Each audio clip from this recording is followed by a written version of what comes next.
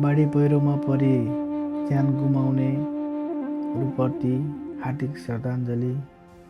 नेपालमा बाढी पहिरोले अस्तव्यस्त पारेको खबरले हामी सबै निशब्द छौँ, चिन्तित छौँ। हामीहरू हजुरको साथमा छौँ, धैर्य धारण गर्नुहोला। यस्तो विपत्तिको बेलामा लोभ लालच नगरी सम्भावना भएसम्म उद्धार कार्यमा लागौँ।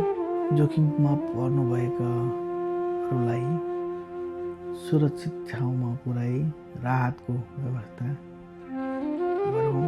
बाँचौँ र बचाउँ भन्ने सिद्धान्त लागू गरी उद्धार कार्यमा जुटौँ। भइपरि आएको दुःखद घडी त्यो भोलि हामीमा पनि गुज्रन सक्छ।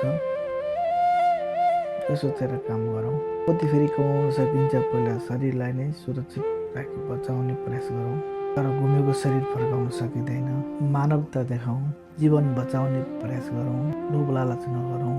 सरकारले तोकेको समयमित ठाउँमा बसौँ।